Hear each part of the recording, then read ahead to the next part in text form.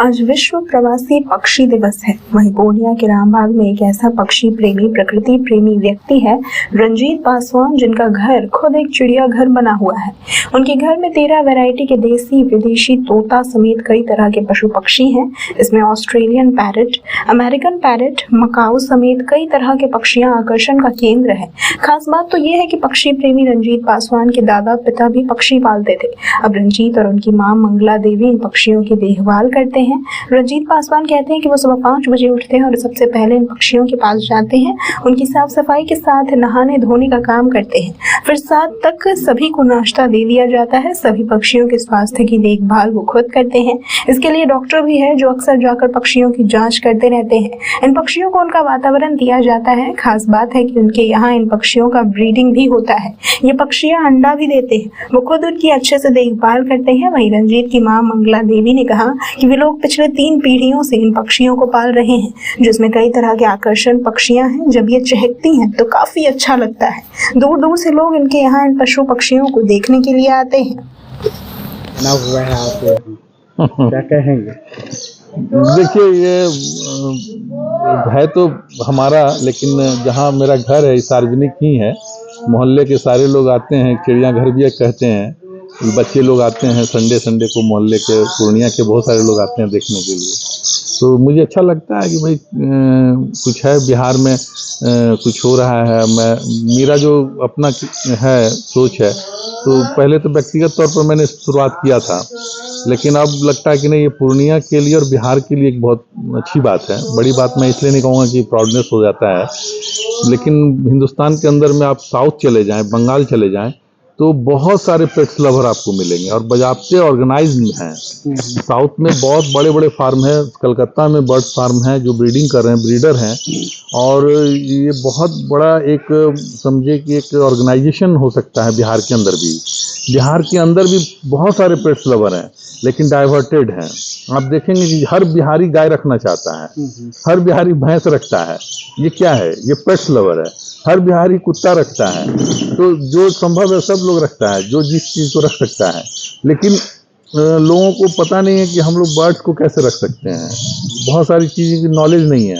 इच्छा उनके अंदर भी। हमारे यहाँ बहुत सारे लोग आते हैं कि हमको भी रखना है, हमको भी रखना है। अभी कुछ देर पहले आप भी इच्छा जाहिर कर रहे थे कि मुझे भी ये बर्ड्स रखना है। तो वो ह्यूमन नेचर है। हम लोग वन्य प्राणी क्यों कहलाते हैं कि मनुष्य एक वन्य प्राणी जीव रहा है। तो आदिकाल से हम लोग जंगल जमीन से जुड़े लोग हैं।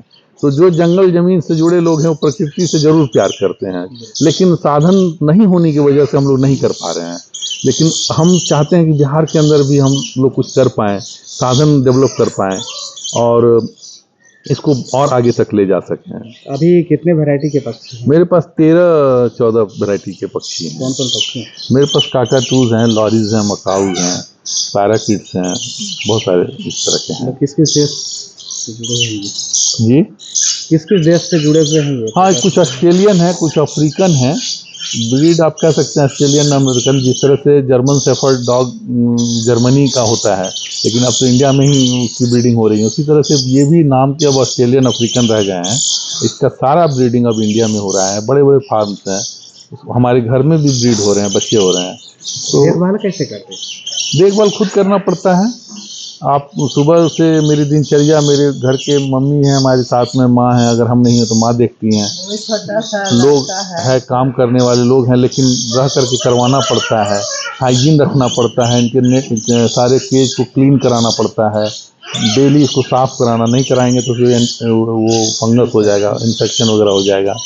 तो क्लीन कराना पड़ता है। फूड सुबह में देना पड़ता है, फिर दोपहर में उसको चेंज करके सीड्स देना पड़ता है 2 टाइम। ये सारी चीज़ करनी पड़ती हैं।